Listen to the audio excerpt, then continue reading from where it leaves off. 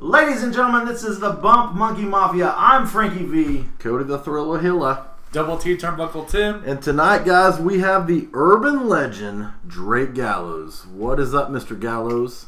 How we doing, gentlemen? We're good. Good. So we got a big show coming up Friday, September 23rd, Gimmick Night. Yes, sir. It's going to be crazy. Yeah, I mean, every single match has a gimmick from the opening contest to the main event, which I will be in. 5-man table match. Honestly, couldn't tell you off the top of my head who all's in it, but it's going to have me in it, so that makes it important. We know that Makes it the best match on the card, right? Yeah. The main eventer, Drake Gallows. That is what I strive for. We know that little shithead Brock Landers is going to be in it. Yeah, that's true. I picture you putting him through a table. Can you put Brandon Barricade through a table? I've been asked that more than once today. Nobody likes him. Like, I don't know what it is about Brandon Barricade, but he just, like, he walks into a room and everyone walks out. Everyone's like, oh, man. I mean, guy looks like he ate the Wu-Tang Clan. Yeah, he's got his chain around his neck, his 4-inch thick glasses, and his flat belt hat. Last Friday when we were at the show, man, he walked up to Tim, and Tim was giving him a hard time, and Tim goes, "How much you pay for that chain?" And he goes, $5.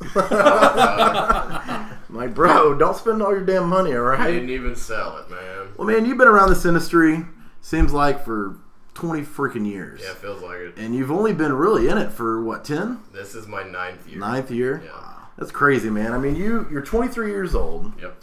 You've done so much so far. Is that crazy that... Been everywhere. Like, you see guys that come in the business that are 25, 30, and you're like, "Hey, rookie, what's up?" And you're just 23 years old, and you're like, "Hey, jackasses, I've main evented. I've held titles. I've been all over the freaking Southwest region." I actually have, like, at the Mid-South Wrestling School, there are, like, 26 and 27-year-old guys that call me Grandpa. I've been around for a long time. Man, the product at Mid-South's so good right now. Yeah, I'm proud of it. Yeah, dude. I mean, you know, we basically talked to Psycho Mike last week, and we said 10 years ago the business was fair at best. It's not what it is now. It seemed like there was more of a, I'd say, alter ego in the back that kind of played into the ring.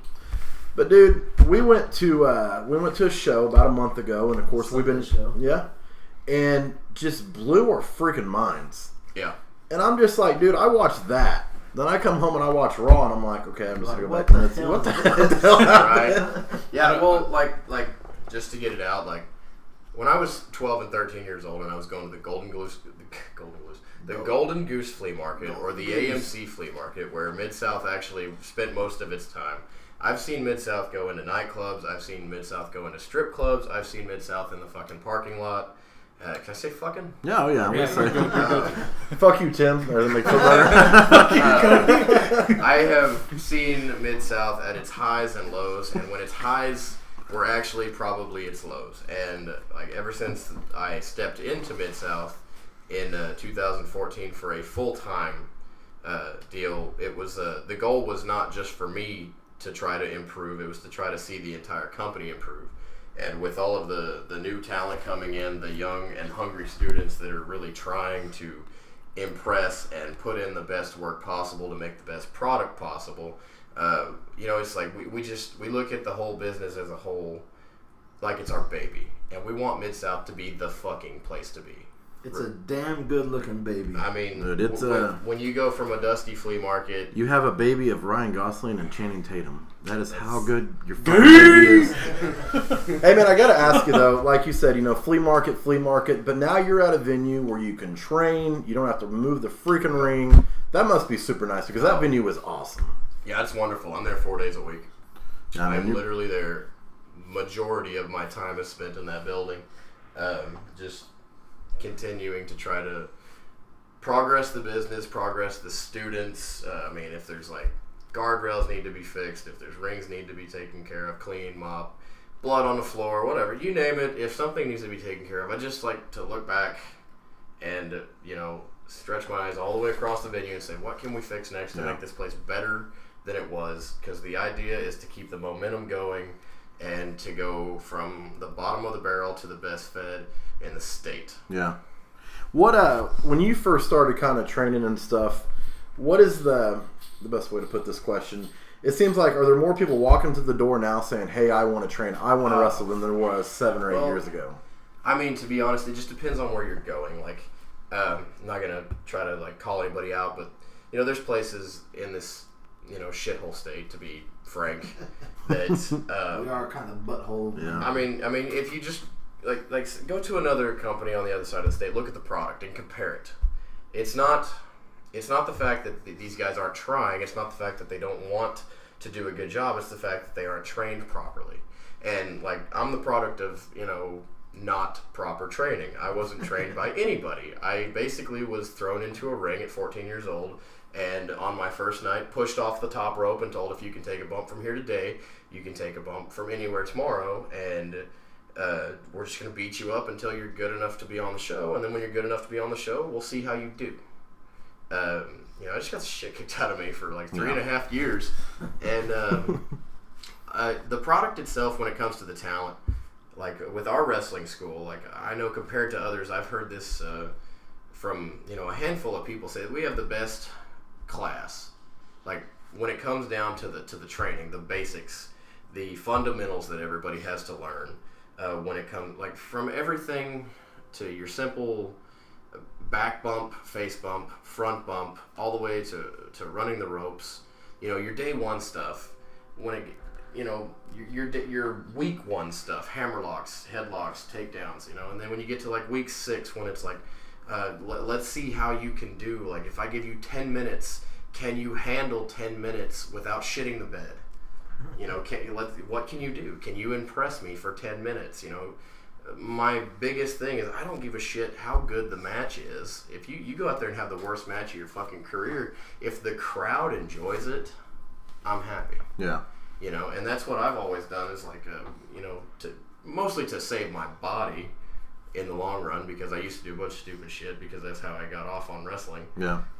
Now it's what can I do to entertain these people without killing myself? Yeah. And what can my students do, or what can any of the students at Mid-South do to entertain the crowd, keep the match moving, don't get lost, don't fucking die out there, and make sure that the crowd's hot the whole time. As long as the crowd's happy, I'm happy. Yeah, we went to that Sunday show, same one you were talking about. Yeah. We saw Skylar Slice go one-on-one with Queen Erica, I believe it was. So and I asked Cycle Mike the same question last week. What the hell happened in women's wrestling where it's just so fucking fantastic? Dude, I'll say it once and I'll say it again.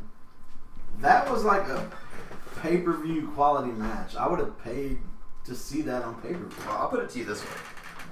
Erica is an NCAA Women's Division I champion. Okay. Homegirl is serious. She's a former NWA World Champion. If you didn't know that, she ain't no fucking joke. She's a hidden gem in Oklahoma. Skylar Slice is also a hidden gem in Oklahoma. She's 6 feet tall. She's probably 180 pounds. She's a rock. Solid as a fucking rock. Badass. Like, bombshell, beautiful, total fucking package. Good fucking wrestler. You put those two together, you send them out there, you tell them to go have fucking fun and see what they can come up with. And sure enough, you send them out there, you tell them to enjoy themselves. Go out there and play. Fucking have fun. Crowd's happy, I'm happy. You see them out there killing it, just tearing the fucking house down, and they come back and they're like, I think that was probably one of the best matches we've had together. It's like, you don't have to fucking guess. That was fucking great. Fucking fantastic. That was fantastic. There are a few times that I look at a match and be like, I don't know how to put in words what I just watched. Right. We were talking last Tuesday night on our podcast. We were like, man, you got Nikki Knight versus Skylar Slice on the 23rd, and it's like, who wants to follow that match? I don't. I mean, that's just like, I'll tell you what, man. Like the first dog collar chain match those two had was so violent. It's crazy because you're sending two ladies out there. Yeah. They're going after a pink championship, like, because it's supposed to be about women, and people underestimate how good these girls really are. Like, I train with Nikki on a weekly basis, and the bitch ain't no joke either. Yeah. Every single one. And there's about 5 or 6 girls in the state. For every 10 men in Oklahoma, there's 1 girl.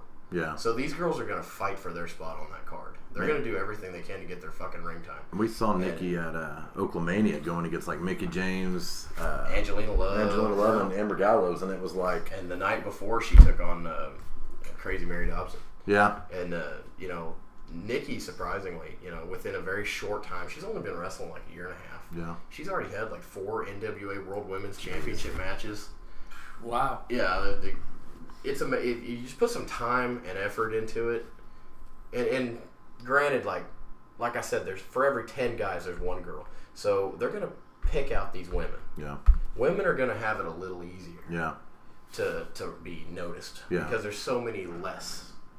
I don't know how to fucking describe that, but there's it's harder to stick out. Yeah, you have, and when there's literally 100,000 professional wrestlers out there, it's gonna be hard to get noticed by the WWE or by TNA or Ring of Honor or whoever's gonna pay your fucking bills. Yeah. But when you're a female, it's like they're few and far in between, and there's probably 50,000 out there that are the drizzling shits, but then you have a couple of hundred that are bad fucking tearing your fucking ass up bitches. Like, I've wrestled Nikki Knight, she beat me. The one match I've had with her, she won. We no joke. We were in the show a little bit earlier last week, just shooting the shit. We sat down and Mickie James walked in, and then we saw Nikki run from the back, and Mickie James seemed like she was legitimately happy to see Nikki. Right. It was like hugged her and was like, damn, oh, we yeah, gotta work dude, together. they've done 3 or 4 shows together. They did Kentucky, I think it was, like a week and a half ago, and Nikki calls me on the phone, and she's like, hey, I just talked to Mickie. She confirmed she'll be there, just letting you know, nothing to worry about. And it's like, thank God, Is that something Mid-South's kind of looking into in the future, bringing in big names like Mickie James? Well, it's like 2 years ago we had Vader. Yeah. Vader drew almost 500 people in that tiny-ass little venue. That's about a 300 crowd venue. And there was 500 people in there to see Vader. And it was the easiest match I ever had in my life. Yeah. All he had to do was put his hand in the air. And everybody freaked the fuck out. What was that guy like, just kind of getting... Okay, it's weird. Like, the week before, I actually got my teeth knocked in. Yeah. Like, my front 2 teeth are fake. These are, I don't know what you call them, but the capsule looking motherfuckers. Anyway, false teeth. Took a slingshot, head first into a chair, fucked my mouth up. Ended up getting like 14 stitches in my lip, inside and out. So like I ended up with a total of 28. Vader's like, who the fuck did that to you? And I said, I was the guy you're working tonight, actually. And before the end of the night, this dude comes through the curtain with his cheek hanging off the edge of his face. Took an elbow to the he took an elbow to the face during a Vader bomb. He come off the second rope with a 300-pound elbow straight to his cheek and just ripped his cheek off of his face. It was disgusting. And I was like, did you do that on purpose? And he's like, receipts are, they come around. And I was like, dude, it was an accident. Calm down, bro. If you had a chance to work with, let's say, living, dead, one person, one match, who would it be? Oh, man, that's a hard question. I mean, there's several. Like, off the top of my head, like, I'm a lot more practical than I used to be. Like, when I was a kid, I was like, yeah, put me in there with the Hardy Boys, let's do TLC, Nowadays, like, considering my style, my work ethic, the way I like to go, it'd be a close tie between Raven and Tommy Dreamer. That'd be pretty solid. Just because those are the type of guys that I would really enjoy working with. I enjoy telling those type of stories. Okay. A more practical answer, like something that's more believable, like easier to reach out to, be like Abyss. Yeah. I'd really enjoy doing like a Monsters Ball match. Yeah. I used to partake in the thumbtacks on a regular basis. Yeah. So what's it like getting all those out of your back? Feels like having gravel stuck into your body. Like, if you've ever fell on, like that's really the way to explain it, man. If you've ever slipped on gravel, that's what it feels like going into thumbtacks. And then don't be a dumbass and let your girlfriend pull them out, man. After the show's over, go in the parking lot, charge the kids $1. That's a good strategy. I mean, I never thought about that. Straight profit. Man, it reminds me. Dude, no shit. Like, they will get in a single file line, $1 a tag. I made like $55 once. Dude, it reminds me of when SWCW, which is now Empire Championship Wrestling, was running. Kareem Sadat and Rick Garrett would do the staple match. and they'd be like, "Oh, just $1. Bring out the 5s and 20s," and I'm like, "It's fucking genius." Well, here's the gimmick, man. It's like if you want to do the dollar, it's like staple them in the arm, the chest, the back, whatever. Staples don't fucking hurt. Like let's be adults. Like staples don't fucking hurt. I mean, most people are like, "Fuck you," but the truth is, I mean, when you're a professional wrestler and you do this shit long enough, it's like nothing hurts anymore unless you get hit by a car, which I can also confirm that hurts too. Yeah. So you were telling us earlier. But like, it's like, here's the gimmick, man. Like, if you got a 5, like, put that motherfucker on your forehead. If you got a 20, put that motherfucker put that motherfucker on your nuts. If he's got a $100 bill, you better put that shit on your tongue. He gets to staple it on your tongue. Make that shit count. Make sure those motherfuckers get their money worth. And if you have to get that microphone and say, "Hey, man, whoever's got a $50 bill, I'm gonna put that shit in his eyeball," fucking do it. Get your money, because I mean. I do like the thumbtack idea, though. That's genius. I mean, I was actually told that by a guy who doesn't like me very much. His name was Angel Williams. He was like, "Man, after this match is over." I remember Angel. Yeah. Good dude, solid guy. He keeps deleting me on Facebook and then changes his mind, wants to be my friend again. I want to see what's going on in Drake's life. Cody deletes his Facebook about every 2 weeks. I guess like if I post something that he doesn't like, he's like, "I'm not that guy's friend anymore, fuck him." And then like a month goes by and he's like, "Yeah, I'll let it go. I guess I can be his friend." And it's just like, we never talk anyway, so I don't understand why. Like, this dude just, Angel Williams, sent you a friend request. So I know this is kind of like the cliche question you should get, but let's face it, we're wrestling fans. We love wrestling. That's what we like to talk about. Right? What would be your dream match to watch? Watch? Oh, shit. I mean, that's actually like a really vague question, because you can ask the question, what would be a match that you could go back and watch live? Or what would be a match you can, come up with, like, put two guys together and see what they could come up with. And, just throwing it out there off the top of my head, man, I'd like to see, somebody like Jake the Snake Roberts, in his prime, Yes. in his prime against a guy like Raven in his prime. Oh, man. I don't know if you catch a recurring theme with my answers. Like, I like those kind of guys. Yeah. The guys that can tell a story just by, like the way they look at you, the way that they walk, I think there was none better than Jake. I mean, Jake had it. I mean, the Randy Savage, Jake the Snake storyline was probably the coolest thing that I ever saw. You ended up getting the Cobra biting him on the fucking arm, and then they're rushing him to the hospital and shit. Man, Jake's turned a complete 180 too. Yeah, man, that's good. It's good. I wouldn't mind seeing him. I mean, not obviously wrestle, but meet the guy. That'd be pretty cool. Like, I met him. Actually. Yeah. Like, this is you're probably not gonna believe this. Before he sobered up, Jake Snake was living in Texas. Yeah. And he needed somewhere to get out of Texas for a little while. I guess my great grandmother, had actually passed away, and they were fucking selling her house. Yeah. And he went to look at my grandmother's house. And really? The only thing I can assume nowadays is that he needed a place to go away and do drugs. Like, no one be on the spotlight. Someone, but I don't know. But I'm 8 years old, and we're showing this house, and Jake the fucking Snake Roberts comes in, and, "Are you a good boy?" "Yeah." He's like, "Keep it that way." "Why?"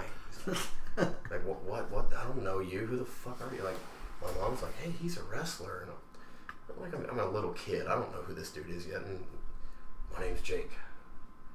He's like, "Okay, like, who are you?" "Jake the Snake." He's like, "Do you like snakes?" I mean, I guess. I mean, snakes are cool. Like, what the fuck? And no shit, I'm 8 years old, little kid, selling my great grandmother's house. She just died, and I want to show you something. Come here with me. What's your name? "Oh, come on. Come here. I'll show you something." And I'm like, is he trying to sell me drugs? Like, what's happening? He's going to show me his actual snake. Sure the fuck enough. Cadillac. Tan Cadillac. Pops the fucking trunk with key. Old school. Just turn the key. Trunk comes up. There's a fucking 10-foot goddamn snake. Just in the back. Just in the fucking trunk. I said, "Why do you keep him in the trunk?" "It's warm in there. He likes it. He likes it in there." No shit. There's like 3 fucking mice just running around trying to find their way out of it. He just fucking threw them in the trunk. And it's like, I don't want to be the guy that's like getting your luggage like when you're about to get on a fucking plane or something and you're digging through the fucking trunk and holy shit! Like, yeah, I was 8 years old and it's like something that I'll Dude, never... that's fucking awesome. Yeah, I'm not gonna lie. That's one of those stories you definitely hold on to. Oh, dude, I'll never lose that story. Yeah, you know, it like I remember talking with Rick Garrett, owned AACW, and you know he still owns the Underground Arena. Whenever he brought Bushwhacker Luke Williams in, and did he lick you? yes, he did. And Tim tries to do that to me and Frank. Well, we had him for 2 days, man. He was for 2 shows back to back. He ended up becoming the SWCW champion, and then he lost it the next night, which I thought was wonderful because it just kind of a history books kind of thing. You know, it was like, man, we had Luke Williams in here. Anyway, I started telling him the story. It's like, man, like the first famous guy I ever met was Jake Snake Roberts, and he's like, crikey, mate, like you met Jake when you were 8 years old. Like, were you terrified? Like, hey, he's kind of fucking scary. Thanks for asking. And I was like, fuck, mate, I don't want to hang out with Jake. He scares me now. Yeah, he started telling me stories about Puerto Rico and really, really dug the shit out of Luke Williams. And I've met a couple of names, and I've worked with quite a few too. Like I said, I worked with Vader, and I've worked with Gangrel, and I've done cards with Jinder Mahal, and I'm not trying to just name drop and shit, but like there were several that were fucking wonderful memories. Like I remember meeting Dr. Death Steve Williams before he passed away, and him and my brother and myself would just sit in the back of the Underground Arena and have conversation. He'd sit there and call us his boys. These are my boys right here. I like these two. And he'd tell the promoter, you know, don't let these guys get away from you. I like them. They'll keep me here. They'll give me a reason to come back, somebody to talk to. And I was like, that is so fucking cool. Like, I'm just some punk ass kid. And this fucking dude is like, out of all the people in this locker room, he liked me and my brother, who were just fucking teenagers, you know. You get to take the pictures with, you know, Dr. Death and the UWF championship. And, dude, that's like, it's another excuse to be a fan. You know, you feel like you're, you know, one of the marks again. And, you know, at the time I still was. I hadn't even broken into the business yet. But then you fast forward to, you know, 2016, I'm over here booking. Yeah. I'm over here promoting. I'm helping Mike Crawford with, you know, whatever it is he needs. You know, Crawford's a busy man. Dude owns like 4 businesses. He's a busy dude. I know he does Rage in the Cage. And I mean, he owns Rage in the Cage. That's like $1 million company. Yeah. He also owns like Fisk Brothers Termite and Pest Control. Yeah. Like, he has a day job. This dude takes he's like busy, 4 hours a day to Hustle, sleep. Man. And he's a fucking hustler for sure. That dude ain't never been broke. Man, we before we really started we'd already started going to Mid-South shows. He was at the Cross-Eyed Moose for a UFC fight. Right. The Conor McGregor Nate Diaz fight, and I ran into him, and he's like, I might not remember this conversation. Jesus. And then we ran in, like, I remember you. Shit, he doesn't remember anything when he's sober. Like, we talked about this a couple weeks ago. He's like, did we? Like, are you sure? Like, man, I got my deal. Like, oh, this is what we're gonna do. I was like, I just fucking, like, that was my idea, like, a month ago. Like, what the fuck are you thinking? Oh, man. Like, did you come up with that, or did I? You know, motherfucker, like, don't act like that's your fucking idea. So what's the ultimate goal for Mid-South? A year from now, I mean, you guys have done so much in less than a year. What is the ultimate goal? Yeah, man, I just want to have a full card. I want to have, like, I don't want to, like, when we were working at Mid-South, Golden Goose Flea Market, you know, like, there's tarps all over the place. It's dusty, it's dirty. No one took care of anything. You know, no one gave a shit. Basically, Mid-South was the place to be if you wanted ring time. Yeah. And I want Mid-South to be the place to be if you want to go on a good fucking card and you want to work with talent that's going to be, like, the better talent in the state. Like, I know there's a lot of companies in the state that have some serious legs up on us. But what we have right now is a bunch of guys who are willing to go the extra mile and not just, you know, set a ring up and do a show. Like, I've got guys that are willing to throw money down to help fucking clean the place. I've got my guys that are willing to show up hours and hours fucking early. Like, when we train at 6 p.m., I've got guys 3 p.m. They're sending me text messages. Hey, man, is there anything I can do now? Should I sweep now? Yeah, man, knock it out. Get it over with. Let's get more ring time so we don't have to fucking clean, you know? And more than anything, it's just what I want for Mid-South is I don't just want it to be hanging by a limb. It's because for the last 5 or 6 years it's been surviving. You know, I want it to thrive. I want there to be profit involved. I want, you know, rather than your typical, you know, independent payday where it's like $15, $20. I want to see guys get 50 and 60 and 70. You know, I want guys to be really happy with their payday and happy to come to work. You know, I worked for companies where I was like on a weekly basis, had to be there at noon, didn't want to be there at all, couldn't leave till midnight, miserable the whole fucking time. And it's like, man, you guys should be doing a better job. And then instead of trying to be supportive or helpful or make the show better, it's just getting your ass chewed all the fucking time. You know, like, I don't want to get my ass chewed because I did a shitty job. It's like, I know I did a shitty job. If I know I shit the bed, I'm already mad at myself. You don't have to fucking tell me what I did. I know I did a bad job. Because I'm going to be the first person to tell you, hey man, that fucking sucked and you need to do better next time. And if you don't have the spine for that, like, then why are you in the business? You're in the wrong goddamn sport, because I'm going to be the first person to be like, what the fuck was that? But I'm not just going to berate you and shit all over you. I'm going to try to fucking help you. Because the only reason I want to see, you know, myself in the mirror yelling at someone, like, you can do so much fucking better. That's what I'm going to tell you. I'm not going to sit there and be like, you're a piece of shit. I hope you fucking die. I hope your mother burns to death. Because I've heard shit like this out loud. Not directly to me, because I probably would have fucking went to jail. But it's like, I just want to see everybody enjoy pro wrestling. I don't just want to see the fucking fans go up there and enjoy it. I want the dudes to come through that curtain after their match every single time with a big fucking shit-eating grin on their face and say, God damn, we did a good job tonight. Like, that was good. The crowd was hot. We didn't fuck up. Nobody fucking flubbed at all. This was just fun. And that's exactly what we want. I mean, Oklahoma has the potential to be... Man, you're set on a gold mine with professional wrestling. The fans are hungry for pro wrestling. Yes. The fans in Oklahoma love pro wrestling. I'll work in Sapulpa on a fucking Friday night. I'll go to Oklahoma City on a Saturday night, and I go to, you know, Ardmore, Lawton, Texas. I'll see the same three people in every single show. These people want to be entertained with pro wrestling. And it's like, didn't I just see you last night 200 miles away? Yeah, you sure did. But they want it, and they want it, and they want it. And it might be one or two people, but it's these people that they want to see pro wrestling. So instead of just giving them a half-assed product, you know, what it boils down to, all the way from the mats to the fucking canvas to the ropes, I want everything to look good, yes, but the presentation, you go out there, you're putting your fucking body on the line.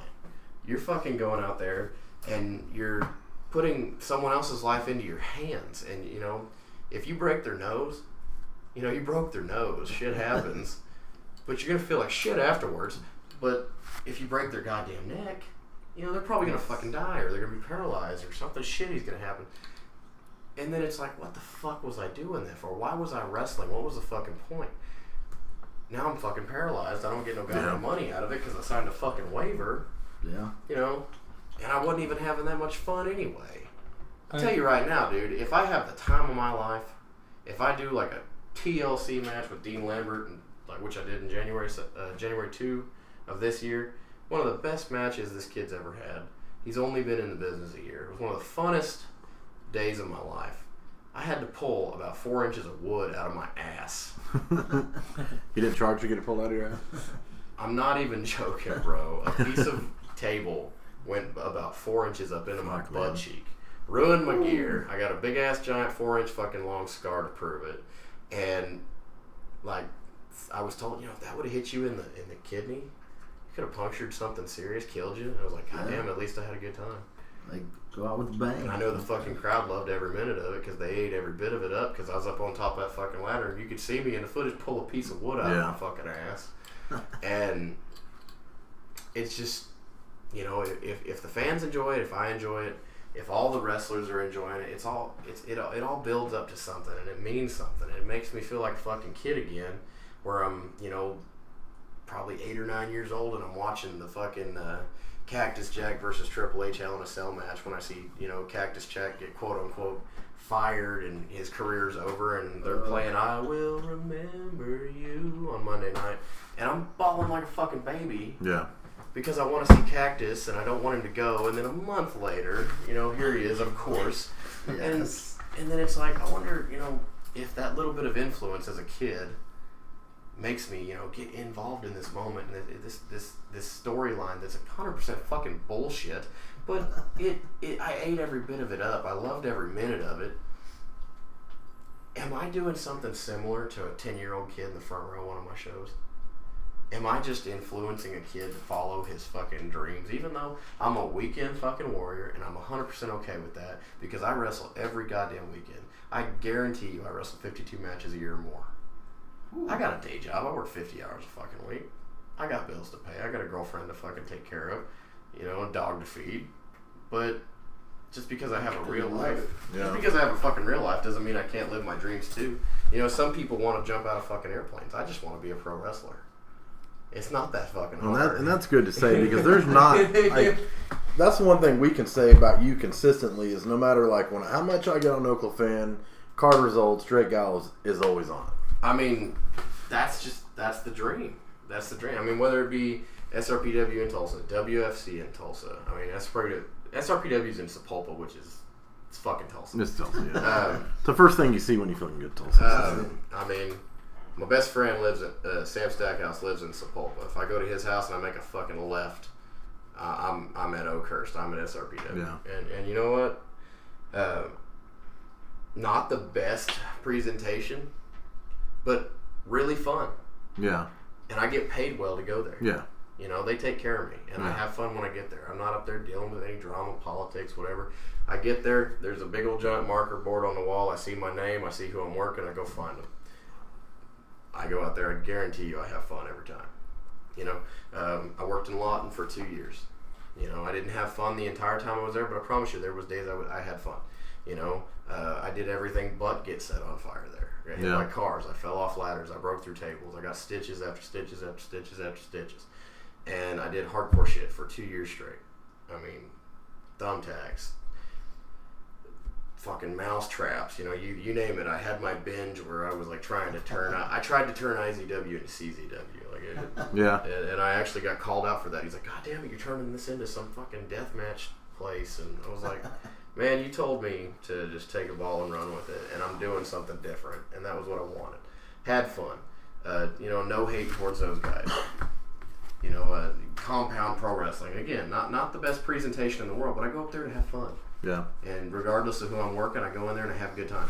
And I mean, I went up there and I did a triple threat match. Brock Landers and Sam Stackhouse and I. And the original plan was for my friend Rock, which is the Phoenix, Michael James, or Rock and Roll Cowboy for those of you in Oklahoma City. He was supposed to have one last match. Anyway, he blew his knee, couldn't do it. He had accepted the booking already, so I was like, fuck, man, if you need somebody to fill in, just let me know. So I said, I'll go to Tulsa. I'll do the match. Whatever. Well, at the last minute, I find out Sam Stackhouse is involved in the match, too.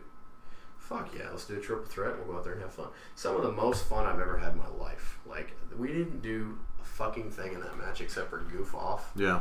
And, like, the crowd was chanting, this is wrestling, you know, or this is awesome. It's like, the coolest thing I did in that entire match was Sam Stackhouse is almost 500 pounds.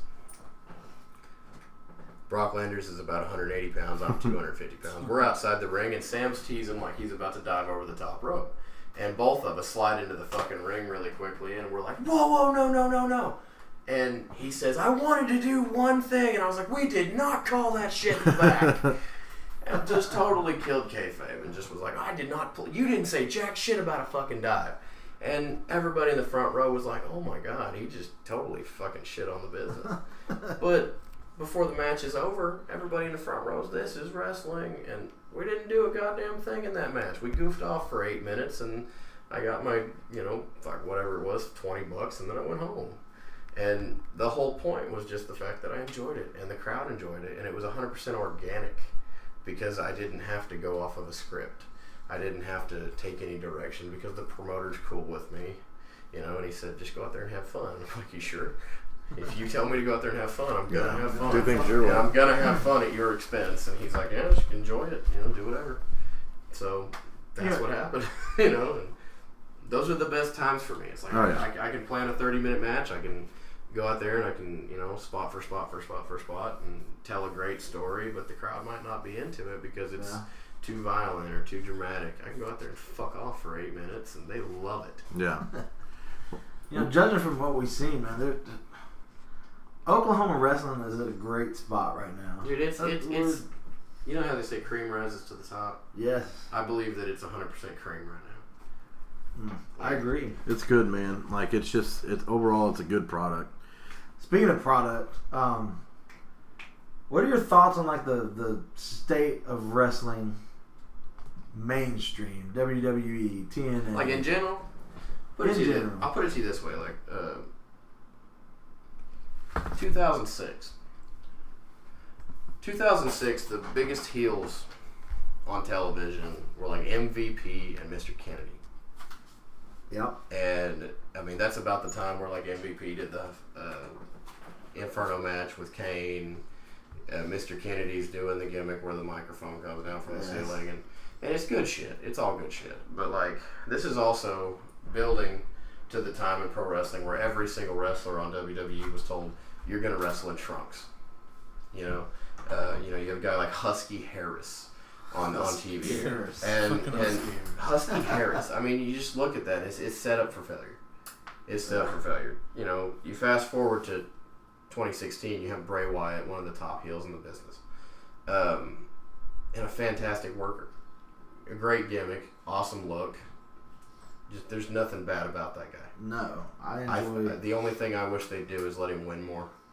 Yeah. You know, like he is, putting people over left and fucking right.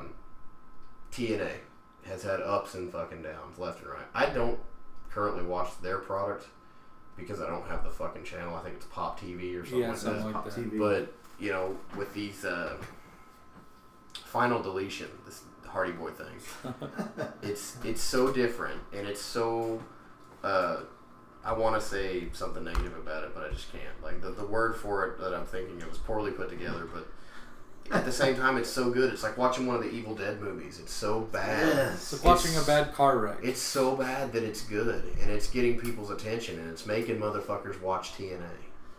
Lucha Underground is in its I think second or third season. And every single main event is fucking flawless. I mean, Marty the Moth Martinez is one of my favorite workers in the world, and he had a fucking hellacious match with Killshot on Wednesday night, and building this storyline for over a season, which is probably 10 episodes or more, where this military dude just wants his dog tags back, and he does everything he has to do to get them back.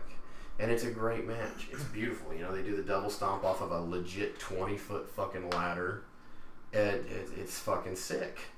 I saw the girls. I don't remember which two it was, but they did a No Moss match, which was a fucking I Quit match in Smash. A great match. They're up in the damn ceiling just beating the shit out of each other. And every little twist that they have, it's making wrestling entertaining. And it's they have, of course they have the weird storylines where they're trying to make it like a Mexican soap opera. They got this dude killing people in the back scenes, and then these dudes are cops, and they're it's fucking over the top, but it's intriguing and it makes me want to watch it. For the longest time, SmackDown was the B show. They've got great shit on SmackDown now, where it makes me, like I train Tuesday nights. I can't watch it live, but I'll go back and watch a fucking SmackDown. AJ Styles is on SmackDown as the WWE champion. Man. Fucking AJ Styles is the WWE champion. What planet are we fucking on? Dude, that's quickly becoming the A show in my opinion. What was it, Backlash last Sunday? Yes. Him and Dean Ambrose were given 25 minutes. All you need is time to tell a good story. And that match was fucking great. Every bit of it was great. And then you don't even have to really talk about Raw. All the great things that are on Raw. With Kevin Owens being over, everybody said Kevin Owens would never be a main eventer. He had no business doing that. He's out there in gym shorts and a fucking t-shirt, and he's a WWE champion. And he's one of the most over heels I've ever seen. And Kevin Steen was one of my favorite wrestlers. If you ever watch Ladder War 4, it's Kevin Steen and El Generico, and he does the fucking package pile driver on ladders through ladders. Mm-hmm. And it's fucking sick.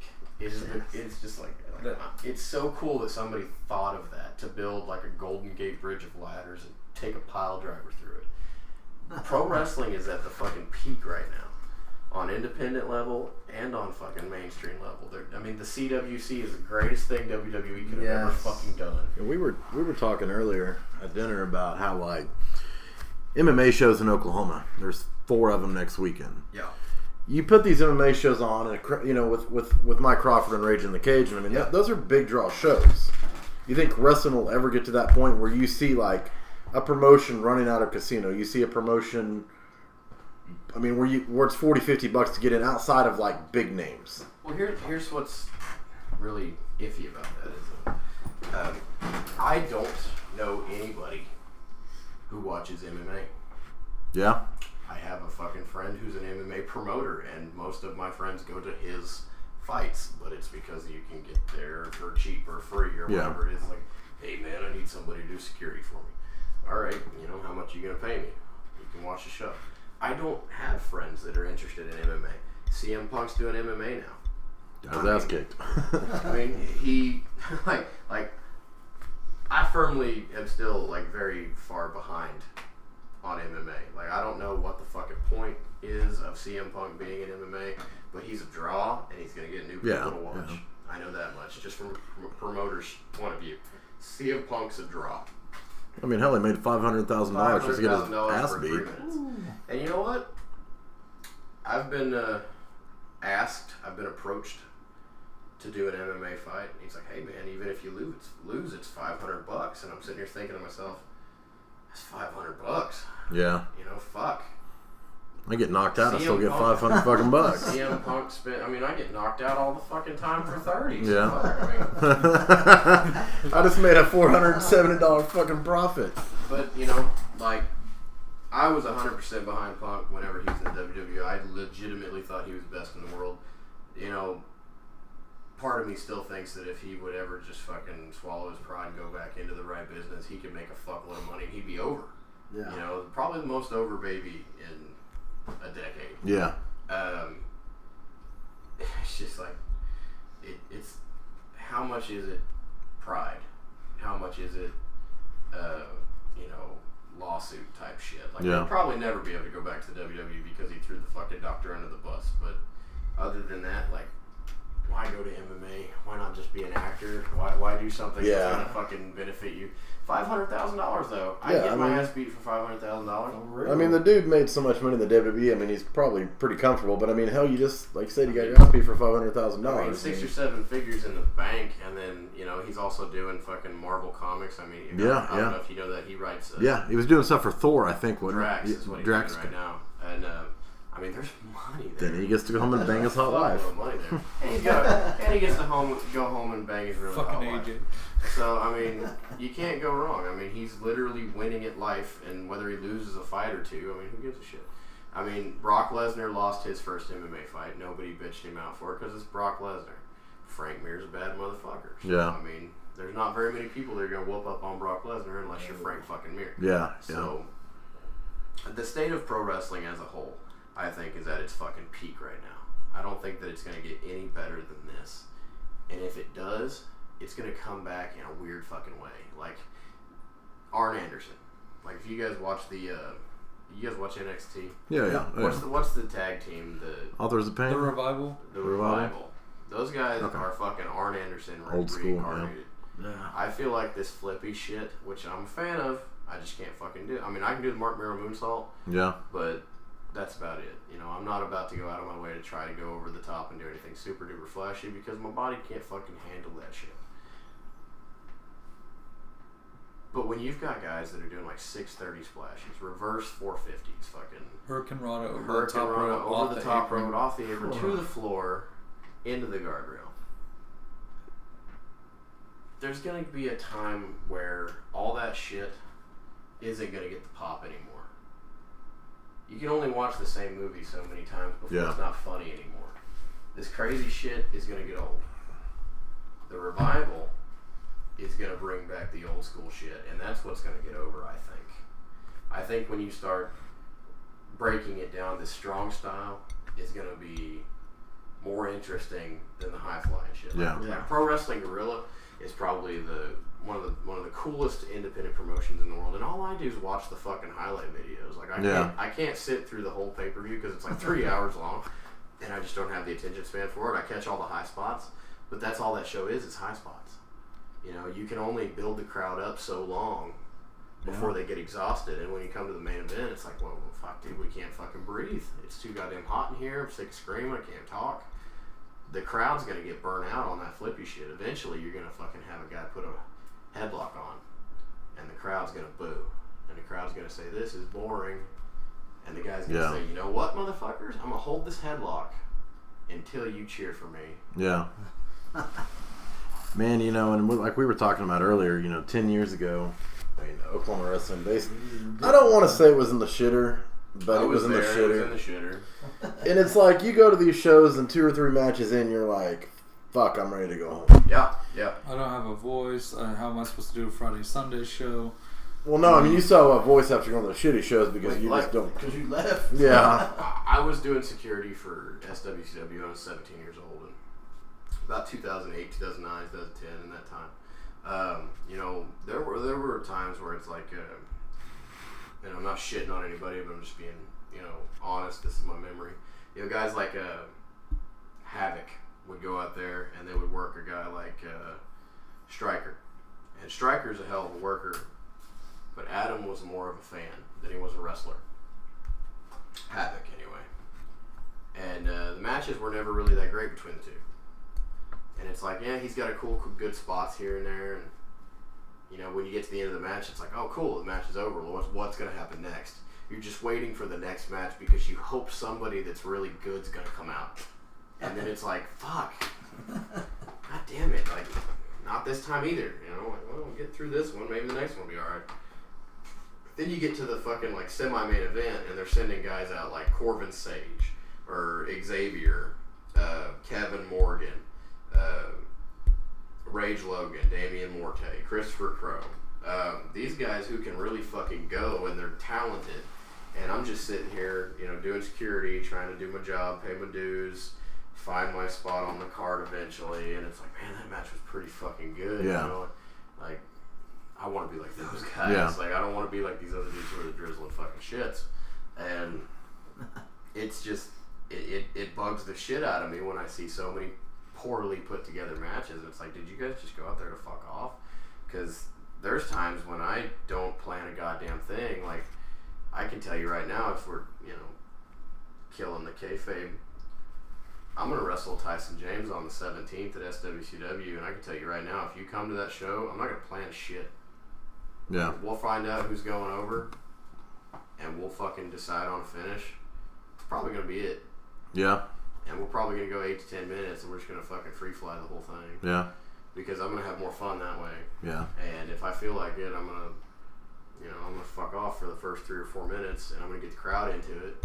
Yeah. I'm going to do what I do best and get them to get involved in the match. If I can get them to get involved in the match, they're going to do more work than I am. You know? That's when it becomes easy and fun. Yeah. That's what I'm telling you, man. Like if you guys were there for my last match with Tyson, which I think was the Sunday show. Yeah. The first 3 or 4 minutes, you know, we were taking turns getting on the second rope. They'd cheer me, they'd boo him.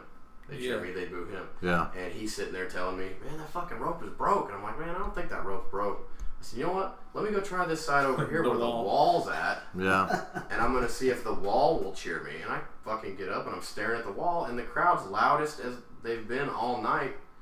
And I'm not even looking at them. I'm looking at the goddamn wall. And then I get down, I'm like, no, it's definitely you, bro. Like, they just don't fucking like you, you know? And I'm fucking... He's so ratchet, that's You why. ratchet, bro. With his white boots that are black. I killed 3 minutes doing nothing, and the crowd's louder than they've been all fucking night, and there's been like 2 cruiserweight matches. Yeah. There's been moonsaults and 450s and, you know, dive spots to the floor, and it's like all I did was stand up on the goddamn rope, put my hands in the fucking air, and they're screaming. Dude, you know, it's like that Dustin Bosworth Aaron O'Neill match that happened maybe about a month ago. Maybe that same Sunday show. Just the crowd didn't. I mean, I don't think the crowd. I mean, Aaron's been around for a long time. Dustin seems like he's just kind of been coming around lately. And Dustin's great. But I mean, Dustin was the heel and the crowd was fucking into it, dude. Yeah. Well, the thing about Aaron is he told me one day, he says, I want to be the first guy to ever lose a loser leaves town match and never come back. And I said, you're probably going to be the only guy to ever do that. And then he showed up for that show. And I looked at him. I said, "I thought you wasn't ever going to come back." And he's like, "Well," he said, "when the money's right, the money's right. Yeah. You can't argue with the money." And Cannot. Now you got you're doing BCW October 8th, correct? October 8th. Eighth, Yeah. okay. October 8th. That's Terry Pantera putting that on up in Guthrie. Yes. Yeah. Guthrie's always a Be fun there. time to wrestle in. Seems Yeah, we're like. doing those out of a rodeo barn. Really? Yeah, the venue is 100% dirt floor, and that's actually a lot more fun to work with than I ever thought it would be. It seems like it's a decent. Like I watched some video on YouTube. It looks like it's a pretty. I mean, they can hold some fans. I mean, it's a good house. Like, I'll put it to you this way: like I don't know what it is about the fans in Guthrie, but they treat it like a fair or like a circus where they just come in when they feel like it. There was 400 people in that building consistently, and that means like as people were leaving, like they'd watch a few matches and then they'd go home. More people were coming in. I mean, he made a killing at the last show, and I don't know what it is about Guthrie, whether they just don't get enough wrestling, whether they're just hungry for it, whether they need some sort of entertainment because Guthrie's so small and there ain't shit to do. Yeah, it's true.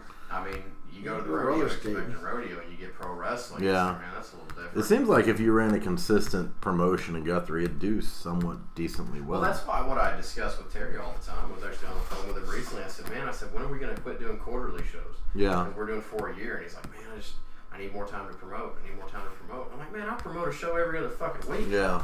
Like, and I got a good house every other week. So what's your fucking excuse? Yeah, we were talking about that earlier. I was like, man, like, you know, it seems like it'd be a solid promotion. Guthrie's a gold mine.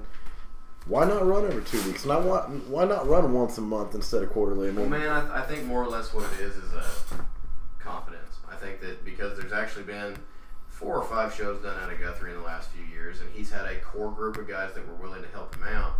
If you could get a few more guys to be more motivated to help, because it takes a team. You can't do this shit with one guy, because I can speak from personal experience. When you try to do it all by yourself, you get overwhelmed and you get paranoid and you fuck up a lot. And you know, and that's one of the reasons why I'm more than happy to help out Terry. But like, to be honest, like, I help out Kareem Sadat for ECW. I help out Terry at BCW. I mean, I'm basically running Mid-South, you know, without running Mid-South. Yeah. I do all the fucking work, and Crawford gets all the money, you know. Yeah. And then, you know, anytime any other promoter, you know, needs a hand, I'm like, man, just what do you need? Because I don't just want to be one of the boys. I want to be one of the boys that you can depend on. Yeah. Because even though people look at me and say, "Oh, you're just fucking kick ass," it's like, man, I haven't been in the business as long as I have, and I haven't done all the things I've done in such a short amount of time. Because it's only been 9 years, but it feels like fucking 30. Yeah. I've done a lot of shit, and it's mostly because I've been willing to do more than everybody else.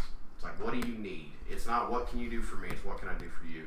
And if more guys would be that way, they'd get all the shit that I get. I mean, you know, we brought up Oklafan because it's funny because, you know, we were talking about doing an interview, and I said, man, I don't know half the fucking answers to the questions they might ask me. So I got on my Oklafan account, you know, a little cheap plug for Burnham. Oklafan.com, your source for anything. We plug it. We were reviewing a show on Tuesday, and we're just we were talking about how he kind of interfered in the whole Buster Cherry match, and we were like, "Goddamn Sam Burnham, that fat fuck!" And then it's just like he went from a guy he works his ass off. He really went from a guy who sat in the 4th row with a notepad, trying to just get results so that he could put a website together so that he could do something for the business, to being one of the most hated and best commissioners. Dude, he's amazing. I mean, such a good, talented guy. I just want to punch him in the face. Dude, it's like that whole. He reminds me of Paul Heyman.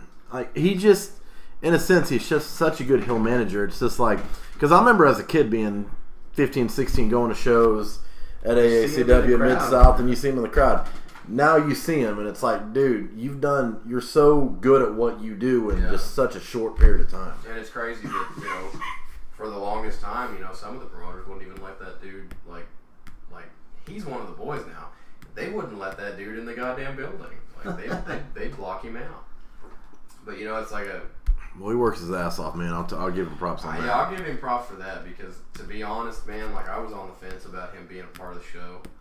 and then just seeing him knock it out of the park and become like our version of Bobby Heenan. Yeah. It just made me so happy for him. You know, he told me the one thing he wants to do that he hasn't done yet is he wants to fucking debut a tag team and stick with them all the way to their rise to the That's top. amazing. That is actually really solid. Like he told me, he's like, I want to be there all the way to their rise to the top, their run with the belts, and then all the way down to the end when they split up. He's good at what he does, man, and he works his ass off because I believe he's a high school teacher as well. Up in Tulsa. I want to say history teacher. Don't yeah, I'm friends with him on Facebook, and I mean he's just a busy dude, he's man. always bitching about his students being assholes because they're fucking assholes. Because they're teenage kids, they're fucking assholes. We were there once. It's funny because I'm always just like, you know, at least you're not a PE coach. I mean, it could be worse, you know. True.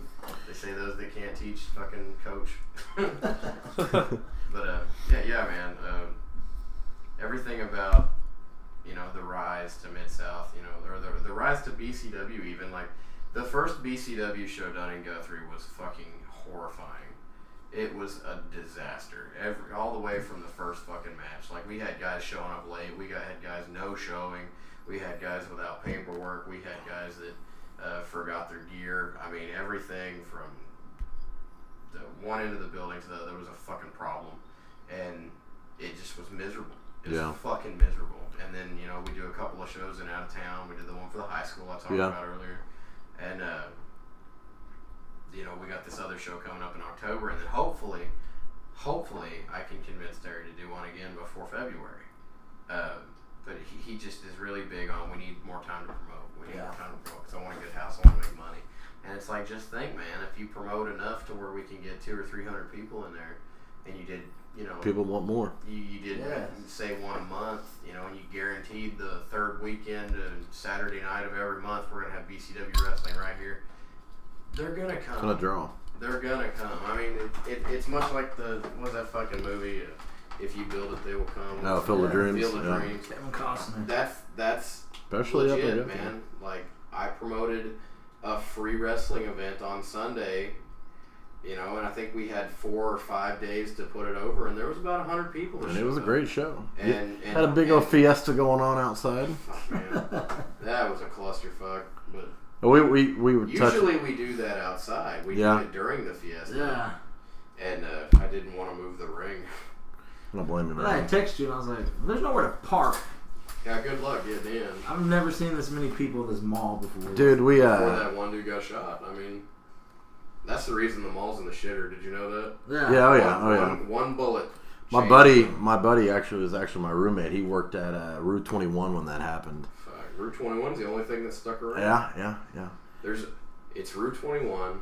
It's Victoria's Secret, Champs, and then every single thing other than that is all like flea market or you know, like Mexican. The food's pretty good though. Dude, there is no bad food in that mall. Let me ask you. We just now noticed this on that Sunday show.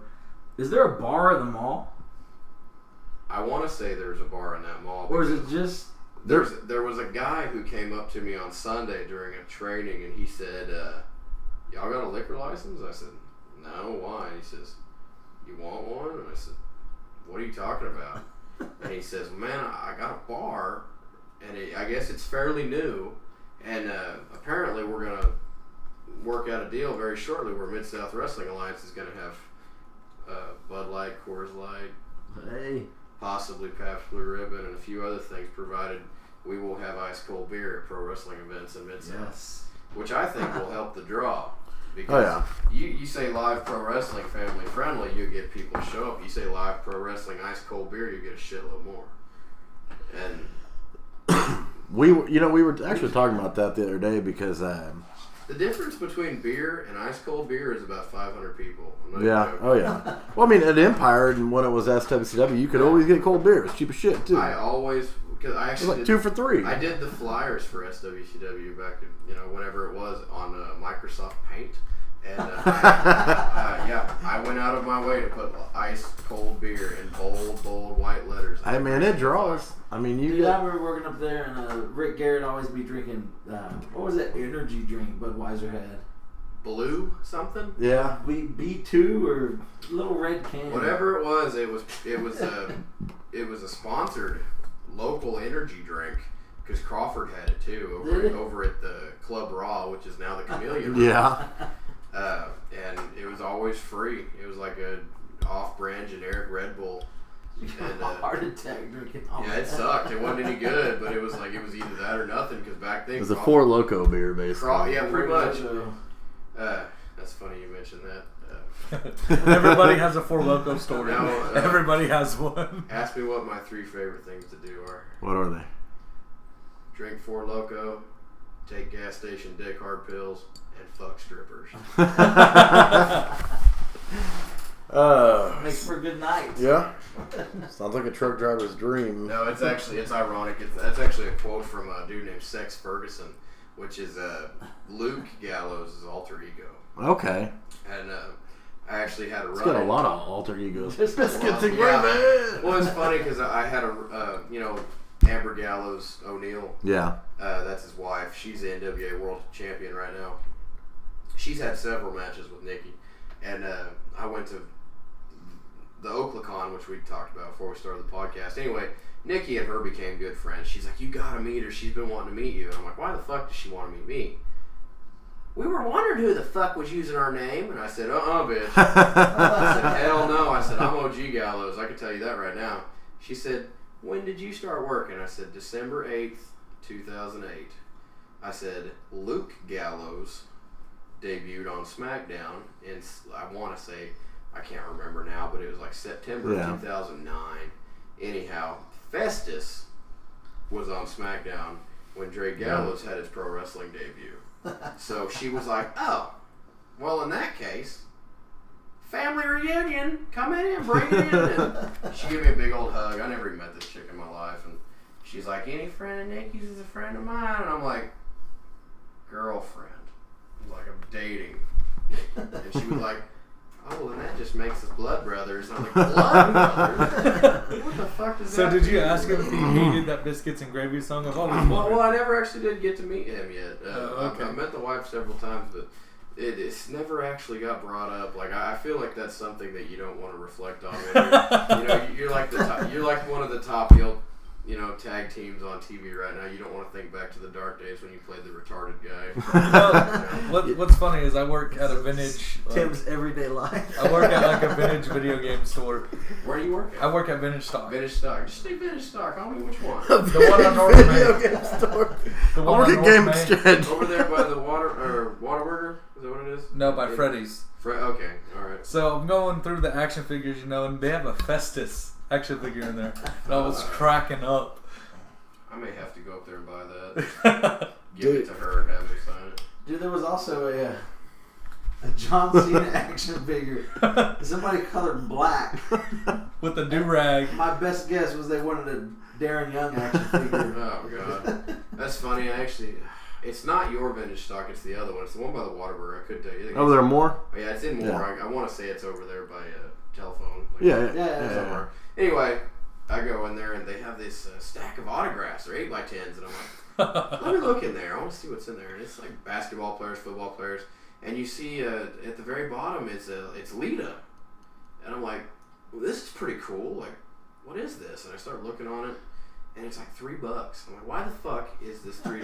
Yeah. And then I look on the back of it, dude, and there's a gigantic, nasty vomit stain on the back. Oh my God.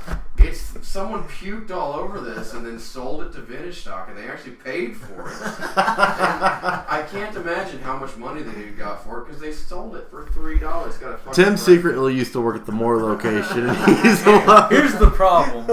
He's like, listen, I needed the money. Here's the problem with that. Is we will buy the most useless shit that you have to sell. That's good to know. I've got some stuff I can get rid of. The only thing we don't buy is if it has roaches. I'm going to tell you no. If I open up a DVD case and a roach crawls out, I'm going to tell you no. Fuck But if that. you catch somebody else on another day, they'll tell you yes. Well, man, like, Hopefully your boss is not listening. I listen, I listen. This is me getting dumb. I collect action figures. Like, I am a huge toy collector. I mean, everything from like Jack specific WWF toys, like to the stuff you see on like I have everything from this 1997 Brian Pillman Stomp figure. It's so fucking old, and it's got like the gladiator outfit inside, and it's worth maybe $25, $30, I don't know. But it's Brian Pillman. Who wouldn't want that? And I'm just so proud of the fact that I've had that in the box all this time since like '97. Never opened it. And then it, all the way to like a Kevin Owens with an NXT Championship, brand new, elite, custom figure, whatever. And then I collect a fuckload of pop vinyls. Pop vinyl. I saw your picture on Facebook. I saw it. I have. I think we bought 2 for the room, but yeah, I know we did. in the closet. I'll put it to you this way: Nikki's mother fucked up on my birthday last year, which was November, and so I mean, if you do the math, that's about what's it now? It's September. Yeah. So about 10 months ago, she bought me 2 Walking Dead pop vinyls, and I said, "You realize what you've done?" And she says, "What?" And I said, "Now I have to collect pop vinyls." And she was like, "Well, you don't have to, just whatever." No, you have to. It's been 10 months, and I've got over 191. Woo! Oh my God. The last time I counted, we have 2. the last time I counted, it was 191 pop vinyls. Wow. Man, I got a bookcase at work that's full of pop vinyls, Dorbs. See, I don't do the Dorbs. I just can't get behind Dorbs. But I mean, anything Marvel. Feel free to come buy all of our pop vinyls. Feel free. Well, actually, I went into that vintage stock because I convinced Nikki to start collecting, and she has everything from like the Inside Out cartoon characters, like anger, disgust, sadness, whatever. And then she starts collecting the Orange is the New Black ones. Oh, nice. I didn't know that. We actually have those on sale right now. She gets all of them but one. We go in there and we find the one she's been looking for all over the fucking state for like $5.99. And she was like, "I think I'm gonna like vintage stock." I said, "Well, you better fucking like vintage stock because Hastings is going out of business, and it's either vintage stock or FYE. We're gonna have to make some life decisions." And I live at Hastings, and I'm devastated. Dude, it sucks. It really does. I'm devastated. Dude, I need to get in there. They had an Aquaman pop figure. And I was looking right. Was it Batman versus Superman? No, Aquaman, it was something traditional. The traditional Aquaman. Which I'll go on record by now and say, because everybody, if you don't live under a rock, knows that Jerry Bostic and his family were, majority owners for Hastings. Oklafan happens, and then a month, or not Oklafan, Oklacon and Oklomania happened about a month ago, and then shortly after that, Hastings goes out of business. And I'm just blaming Sting for my favorite store closing because damn you, Sting! You're a fucking asshole, Sting. Your $20,000 autograph signing put my favorite store out of business. So fuck you, even though you're my childhood hero. I mean, I'm gonna throw this out there. Go for it. There was grumblings at Hastings closing way before that. I knew it. Grumblings, yes, but there's also grumblings at FYE's I knew it was gonna. Hey, in the defense though, if you think they were going out of business, but the guy that basically his family owns it, it's also in Oklahoma spending $100,000 on a fucking show he's not going to make any money on. I mean, no offense, Jerry. No offense. I mean, I don't work for him anymore, so fuck off. But $20,000 for an autograph signing, and you drew 400 fucking people. We touched on this with Psycho Mike because basically before we even started doing anything with the whole Bump Monkey Mafia, we didn't have a fucking. Well, we had a name, we had a fucking logo, and we had Tim. But so we go there. That's all you need. That's all dude, you need. No shit. Like Jim Cornette builds this thing up. He's like, I remember back in the old day of Mid-South, they'd sell the Marriott out in fucking 2 days, and there'd be 18,000 people there. So we get there thinking it's actually inside the fucking Cox Convention Center. Nope. Like the whole fucking thing. It's in a fucking side room. Bro, when I got there, it was so funny because my friend Sean McKegg, he calls me on the phone and he's like, "Are you here yet?" I said, "Yeah." And he says, "I'm in the middle of the stadium." What the fuck are you doing in there? So they gonna put the ring in here or what? And they were getting ready for some concert or something. And I was like, well, I don't know where else they'd fucking put it, I guess. So we go into the stadium and he's literally standing in the very center of the venue and just like, I figured they'd put the ring here, so I'm waiting. And I'm like, I don't know, bro. Like it does not, like they look like they're setting up for a Dixie Chicks concert. This isn't for us. So I'm like, let's start looking around. So we start looking around, and sure enough, they put us in a convention room, which is a side room for the Cox. And you know what? Still a cool venue. Like it looked nice. It was like it would have been nicer if our seats weren't marked and chalked. Yeah, dude. With the lights off. We bought our seats, and like they had a legit way of buying tickets through Ticketmaster. Don't get much better than that. Yeah. So like we walk inside and like the whole fucking I think Ticketmaster sucks, by the way, because They do. I've had so many complaints about Ticketmaster. yeah. Well, I'm saying like if you're putting on a wrestling event and you have Ticketmaster, you have the same ticket source WWE does. Mm-hmm. So like we walk inside and basically the sections are written out in fucking chalk. Yep. I didn't know where It took us like Well, I don't mean to change this. Helen Keller could have found her seat before we fucking found our seat. The best thing about Jim Cornette being at the fucking Oklahoma was whenever because everybody parks outside, right? Yeah. We're getting to the convention area where like we've all got our tables. Jim Cornette just pulls inside the convention and drives his Suburban. He drives his Suburban all the way up like inside the building for a good like 150 yards. Parks his car behind his table and he's like, I don't want to carry that shit all the way in here. Sounds like a Jim Cornette. Good old Jim Cornette. And he legitimately just kept his car there the whole time. He parked right next to Jeff Jarrett and Global Force, and it's like Bobby Eaton, and then a couple other names were on the other side. And we wanted to have WFC right next to Bobby Eaton because there's ties there. Jason Jones being the Mid States Wrestling promoter in Harrison, Arkansas, and then he brings in Bobby Eaton all the time. Michael Berry working for that company and also WFC and us being friends. He's like, let's all stick together. The fuckers separate us. They're like, we're going to put the names over there and we're going to put the local companies go over here. It's like, so you stuck us in the corner, like in the middle of fucking nothing. Did they have a pretty good turnout for that? The convention? Yeah. Probably 400 total throughout the day.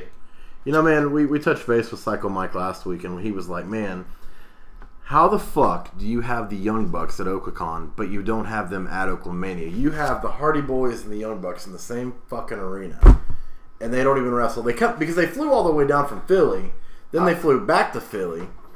It's like for a 2-hour fucking convention. Well, I can tell you, like, being at the convention, like there were several people there that weren't fucking booked. Like the NWA World Champion Jack Stain was there, Amber Gallows was there, Damian Sandow was there.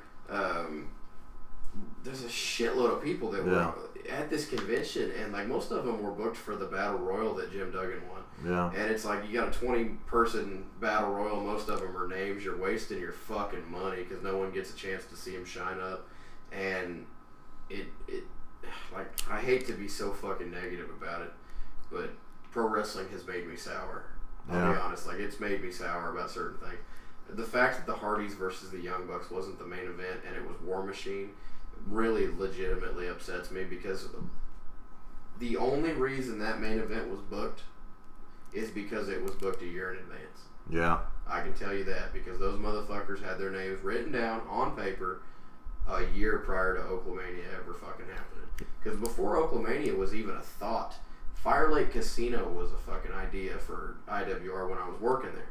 Yeah. And not getting into no conspiracies or anything, but that was something that we had discussed, 2 years, or not 2 years, but a year prior, when I'm sitting in a locker room with, Jinder Mahal and Hacksaw Jim Duggan.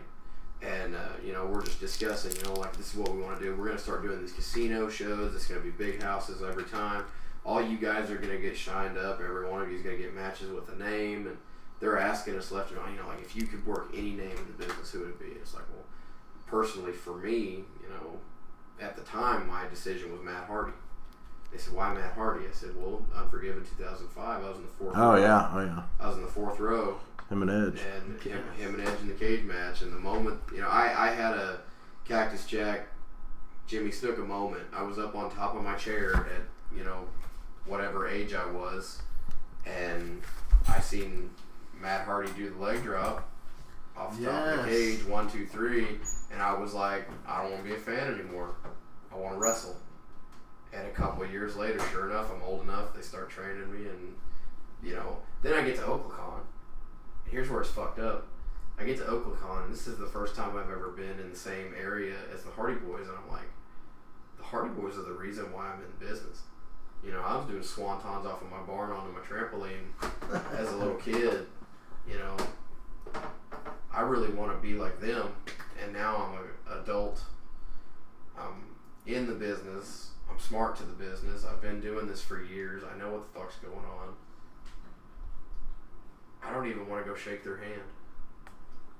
Like, I'm so just, Like, I don't give a fuck. And then Sting shows up, and I still don't give a fuck. And I wondered, like, how is it that I've gotten to the point where the biggest moment of my life would have been meeting Sting? Yes. And it's like, he's right there, and I don't even care. But you know what? Just to see if I'm wrong, I'm going to go introduce myself to these guys. I go to shake Jeff Hardy's hand, and before he even looks at me, he turns to the left of me, puts his hand up, and does the Hardy Boy symbol. He's like, "Where's the camera?" I'm like, "Motherfucker, we're not taking a picture right now. I was just trying to introduce myself to you." And Matt Hardy's just rude. Like, and you know that you ever hear that thing? Don't meet your heroes. Yeah. It doesn't have to be that way. Like, you don't just have to No. like put it to you this way. Greatest experience of my fucking life was meeting Hacksaw Jim Duggan. And the only reason it was so good is because I actually read his book. So many people have hit that dude up to sign his book, and he's like, "Did you read it yet? Or did you just buy the book because you wanted to get the autograph?" And I was like, "No, man. Like, I've read this. Like, this is a good book. Like, I know all about your family. I know about your daughters, your wife, your Hall of Fame. I know about the story about how you got dressed up like a trash man in WCW because they wanted you to quit your fucking job. I remember all this shit." He was like, and a 30-minute conversation in the locker room, private conversation, because everybody else was told to get out of the damn locker and let him change, and I fucking wanted to be a stubborn ass and stick around, and it turned out to be a really good time. You know, I still got his fucking book too, autographed and everything. I just asked him, I said, "Man," I said, "I finished your book right before they booked you." I said, "It's ironic because I just got into this binge where I wanted to, you know, get all these wrestling autobiographies or biographies, whatever." And I said, "I just happened to stumble onto yours at half price books for like $13. I said, "I did not pay full price, just so you know. But, you know, this is really good. Will you sign this?" And he was like, "You actually read it?" And I said, "Yeah, man, I read your fucking book." And me and Hacksaw Jim Duggan had a 30-minute conversation about business. Just bullshit. Man. And it was wonderful, dude. It was the coolest moment of my fucking career up to that point. You know, until I started having tag matches with Vader. You know, that was fucking cool. It's like you're not only in the match with a former, you know, WCW World Champion, but like, you know, he's your partner, and you're tagging in. You know. Yeah. And it's like, how cool is this? Like, even though that Vader was a little before me, you know, you go back and you watch this network stuff, or even before the network, when I'm buying every DVD I can find that has a WWE logo on it, and you see these Shawn Michaels versus Vader matches, or Cactus Jack versus Vader matches. And, Man, I used to be a big Vader fan when I was little. dude, anything that has like Cactus Jack and Vader, Ron Simmons and Vader, Shawn Michaels and Vader, all of his shit in WCW is gold. It's good fucking Dude, stuff. I'm a big fan of like the early Starrcade stuff. Dude, Starrcades are great. I don't like. You just have to enjoy wrestling. Like, you gotta understand what you're watching before you turn it on. Don't expect Ring of Honor. Fuck. Don't even expect like modern pro wrestling. Just expect wrestling. So a little bit of storytelling. You go back and watch like 2000. Any of that stuff. Every single one of these workers is either in jeans or has a t-shirt on, and the matches are garbage. But it was the hottest time in business. The 90s and early 2000s were the hottest period in the business. That's when the Attitude Era picked up. It's fucking great. We've talked about this before. That The matches fucking suck. did the Attitude Era kill classic pro wrestling? Of course it did. And we're like, it did. Fuck. I want to say it was Backlash. I don't remember what year it was, but it was Triple H versus The Rock. Vince McMahon's in the corner of Triple H. Shane McMahon is the referee, and they say that The Rock's going to be in. Triple H. Fuck me. Stone Cold Steve Austin is going to be in The Rock's corner. He doesn't show up, so it's 3-on-1. You got the dude on the outside, you got the referee and the opponent just beating the shit out of this guy. You finally get to the go-home spot. You hear the glass shatter. Here comes Steve Austin with a chair.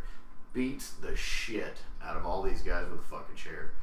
And there's nothing fucking classic about it. Beats the shit out of all of the chairs. The Rock comes over, hits people's elbow, whatever the fuck he did, I don't even remember. I just remember it being one of the loudest pops in the fucking sport. Mick Foley winning the WWF Championship against Triple H. One of the biggest pops in the fucking sport. Like, it's so loud that you see the camera shake on the network. Like, if you go back and watch it, the shit's shaking because it's so loud. And it was the night that I think it was Tony Schiavone spoiled the outcome. He's like, he's like, that'll put butts in the seats. And sure the fuck enough, it was the biggest reaction you ever seen. And it was great. Everything about it was good. And these matches are shit. Yeah. They're shit. This is before Triple H was even a good, solid fucking worker. And not to be 100% like that, because I think Triple H has always been a good worker, but like, you know, you have guys like the Harris brothers. You got Road Dogg and Billy Gunn. You got the Road Warriors. Like, these are your tag teams. You got Mosh and Thrasher. Yeah. These guys are all just out there fucking, like, who was it? I think it was Edgy Christian versus the New Age Outlaws. It was either the New Age Outlaws or it was Road Dogg and X-Pac. I didn't know who the fucking heels were. Yeah. I didn't know, because every time you turn around, someone's doing something dirty. Yeah. Edge and Christian were supposed to be the babies, right? They went over by hitting X-Pac with the fucking ring bell. They're the babies, and they're going over dirty. It's like, what fucking sense does that make? None. And why the fuck did they do that? But the crowd went ape shit. Yeah. They fucking loved it, you know, and it made no fucking sense. It was stupid. I mean, there's no good storytelling. The match was crap. You could tell they didn't plan anything, and if they did, they weren't good workers back then, and they weren't looking for good workers. Because I'll tell you right now, like, It's had to be entertaining. well, dude, after 9 years of the business, and I'm not trying to sound like a fucking veteran, because I don't believe I'm a veteran. You know, me and Jake O'Brien have this joke, we're grizzled young vets, but I'm just another worker, man. Like, I firmly believe I'm just another one of the boys. But when I'm watching, like, a SmackDown or a Raw, and I see a promo from, like, 10 years ago, and it sucks, and I'm like, why the fuck did they even air this? Like, why are they not embarrassed of this, and why did this make it to TV? Like, how the fuck... They weren't live yet. Why did they fucking air this? This is garbage. What was the deal? Was it Kane that was humping the corpse? Or was it Triple H? Well, that was even later in the business. That's like 2001, 2, or 3 shit. I mean, it's like, go back and watch the pilot to SmackDown. Oh yeah. The first ever SmackDown. The Rock came out, and Triple H came out, and The Rock came out. I remember seeing the first episode. I watched it a couple weeks ago too. It was on the network. Watch the Brood promo. Yeah. The Brood was brand new.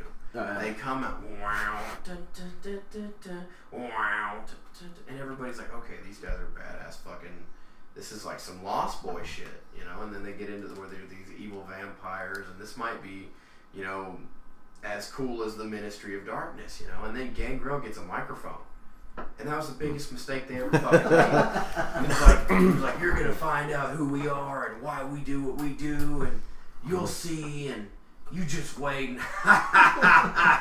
Yeah, you just wait, because it's gonna be. It's like, what the fuck just happened? And the whole time I'm like, what's the fucking point of the promo? Like, what is he trying to say? And he never got to his point. He never fucking got. He's like, just go out there and talk for 10 minutes, and every 5 seconds he's like, ha ha ha. And it's like, I know you're doing that to kill time, but you know. Like I always say, The Rock had the best promo in the business because he knew how to start a promo, end a promo, and begin and have a middle. Like he did it just like pro wrestling. He had a beginning, middle, and end. And it was like, finally, The Rock has come back. It would get to the SmackDown hotel, and then it would get to the point where he'd say, because doesn't matter what you think. He'd have his key points in every single promo. It would end with, if you smell what The Rock is cooking. And he had a beginning, he had a middle, he had a fucking point, and he'd get to the finish. And every single promo was exactly the fucking same, but every single time he'd throw a little something in it. Like when he started doing the strudel gimmick with Lillian Garcia. When he got Lillian Garcia like wet in the crotch, it was the funniest shit you'd ever seen. But like there was also the ones where it's like, well, fucking we don't have Lillian today, so I can't fucking talk about my dick. Get fucking Michael Cole in here. I'm gonna make him pick his fucking nose. did you just pick your nose? Put it in there. Stick it in, Herbie. You know, like, he's forcing this dude to pick his nose, and it's so goddamn funny. And The Rock was just always entertaining. He just knew what to say and how to say it. You always knew when The Rock was going to go over, though, because he'd cut a promo and he'd be like, thank God. And, like, it's like, you're getting way too dramatic right now. I know you're going to win. Dude, like we touched on Bray Wyatt earlier. That dude. Promo fucking city. Yes. Every time he talks, touches the mic, it's beautiful. See, that's a guy that could definitely get lost and never does. Like, you can hand a dude a microphone and be like, just talk for 5 minutes. It's like 5 minutes. Like, it's like doing stand-up comedy. Yeah. Like, I only know a couple of funny jokes, but I can tell you a story that's going to make you laugh no matter what. Yeah. And all, like, put it to you this way. Like, you can make anything relatable. Like, what is the go-to thing? It's like whenever they come to Oklahoma City, they always give Jack Swagger a spot. Yeah. Because they know he's going to get the hometown pop. Yeah. It normally gets fucking Rusev and he loses, but like, when it comes to like what you're going to say, yeah, you have to say something that's relatable to get these people's reactions. It's like everybody's had a dog before. It's like you're talking to a group of people. You say you're a stand-up comedian. You know, it's been really hard. You can't get anybody to laugh at your jokes, and you say, "Does anybody in here have a dog? Raise your hand if you have a dog. Anybody got a dog? Everybody got a dog? Cool. So we've all stepped in dog shit, right?" yeah. And then everybody starts laughing because it's like, yeah, of course we have. It's like, so you guys know what it's like to have dog shit between your toes. You guys know what it's like to deal with vomit, and it's like everybody can relate to that. Yeah. It's like everybody knows that, you know, if everybody here loves animals, so you've probably stepped in dog shit. Yeah, sure you fucking have. Because everybody has dealt with that at least once. Everybody's had that awkward hop to the toilet to try to get the toilet paper, clean the shit off, and then you got to get in the goddamn shower and deal with all that nonsense. And it's like, God damn it, I just want to kill this fucking dog. And then you remember, oh fuck, I forgot to let him out last night. This is my fault. Bray Wyatt, every single promo he cuts, it makes sense, because whether it be the most drastic or off the wall shit he ever says, you know, when he started doing that whole world in my hands thing, Yeah. everybody knows that song. It's catchy. Even though it's like I guess you could say that's a religious or a biblical song. Dude, that was gold when him and Cena were feuding, and just like Cena opened, like the lights go out, Cena opens the cage, and that kid's just like right there.